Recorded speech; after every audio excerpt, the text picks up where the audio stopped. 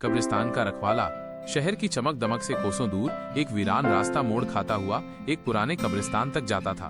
उस कब्रिस्तान के चारों ओर झाड़ झंखाड़, सूखी मिट्टी और सुनसान सन्नाटा पसरा रहता था। वहाँ बस एक आवाज गूंजती थी, हाफिज अली की। हाफिज अली करीब 70 बरस का एक बूढ़ा शख्स, जिसकी आंखों में दुनिया की तमाम कहानियां छुपी थी। झुकी कमर, कांपते हाथ और दिल में एक अजूबी तसल्ली। वो वहाँ पिछले 30 सालों से रह रहा था, अकेला। न कोई अपना, न कोई पूछने वाला। वो कब्रिस्तान का रखवाला था, लेकिन खुद को खिदमत गुजार कहता था। हर सुबह सूरज से पहले उठता, नमाज अदा करता और फिर फावड़ा, झाड़ू और पानी की बाल्टी लेकर निकल पड़ता कब्रों की देखभाल करने। कब्रों को साफ करता, टूटे पत्थर जोड़ता, सूखे फूल हटाता और हर एक कब्र पर दुआ पढ़ता। उसके लिए हर कब्र कोई नाम नहीं, एक रूह थी, एक कहानी। वो कभी किसी कब्र के सामने बैठकर बातें करता, तुम्हारी बेटी अब बड़ी हो गई है रजिया, कल आई थी तुम्हारे लिए गुलाब लेकर। या फिर कहता, गुलाम साहब, आपकी गजलें अब भी कोई कोई पढ़ता है। मैंने एक कागज पर लिखकर रखी है यहाँ, ताकि भूले न जाए। लोग उसे पागल समझते थे, बच्चे डरते थे उससे, बड़े हंसते थे। कोई कहता, बुढ़ऊ को अब खुद ही कब्र में उतर जाना चाहिए। मगर हाफिज अली हर मजाक पर सिर्फ मुस्कुरा देता। एक दिन उस खामोश कब्रिस्तान में एक अजनबी आया। लंबा कद, बिखरे बाल, आंखों में बेचैनी और हाथ में कैमरा और डायरी। वो हर कब्र की तस्वीर खींच रहा था, कुछ लिख रहा था। हाफिज अली ने उसे गौर से देखा और करीब गया। धीमे से पूछा, कोई अपना यहाँ दफन है? वो चौंका।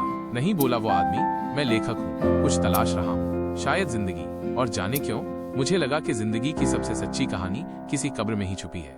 हाफिज अली ने मुस्कुराकर कहा, तो सही जगह आए हो साहब। जिंदगी को सबसे बेहतर वही समझता है जो मौत के करीब रहता है। उस लेखक का नाम आरिफ था। अगले कई दिन वो रोज आता, हाफिज अली के पास बैठता, बातें करता, नोट करता। हाफिज उसे हर कब्र की कहानी सुनाता, कभी किसी जवान शायर की मोहब्बत, कभी एक माँ की कुर्बानी, कभी किसी फकीर की तन्हा मौत। एक दिन हाफिज ने कहा, हर कब्र एक किताब है आरिफ मियाँ, बस उसे पढ़ने की आंख चाहिए। आरिफ उसकी बातों से बदलता जा रहा था। पहले जो शब्दों में उलझा रहता था, अब रूह में उतरने लगा था। उसने हाफिज की जिंदगी, उसकी खामोश मोहब्बत और सब्र को अपने पन्नों में उतार दिया। कुछ महीनों बाद आरिफ की किताब छपी, खामोशियां बोलती हैं।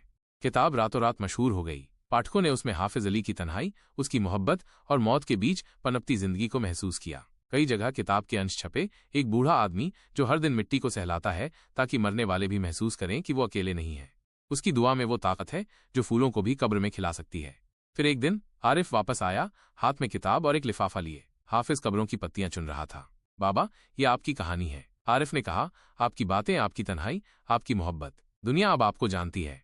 हाफिज ने किताब खोली, अपनी तस्वीर देखी, कब्र के बीच आंखें बंद किए। नीचे लिखा था, इस किताब को समर्पित उस रूह को जो मरने से पहले भी जिंदा थी, हाफिज अली।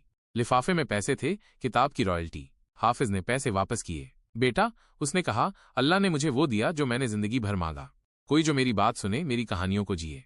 इसके बाद कब्रिस्तान अब वीरान नहीं रहा। लोग वहां आने लगे, चुपचाप बैठने, सोचने, सवाल करने। हाफिज अली अब सिर्फ रखवाला नहीं रहा, वो एक मार्गदर्शक बन गया था। बच्चे अब उसे दादा बाबा कहते थे, युवा उससे सलाह लेते थे, और हर आने वाला कोई फूल नहीं, एक सवाल लाता था और हाफिज जवाब देता था मिट्टी के जरिए। लेकिन फिर एक सुबह सूरज उगा और हाफिज की लाठी अकेली खड़ी थी। उसकी कमजोर काया अब एक कब्र के पास शांत पड़ी थी, शायद किसी पुरानी दुआ को पूरी करने के बाद। गांव वालों ने मिलकर उसे उसी कब्रिस्तान में दफन किया, जहां वो जिंदगी भर दूसरों की रूहों की सेवा करता रहा।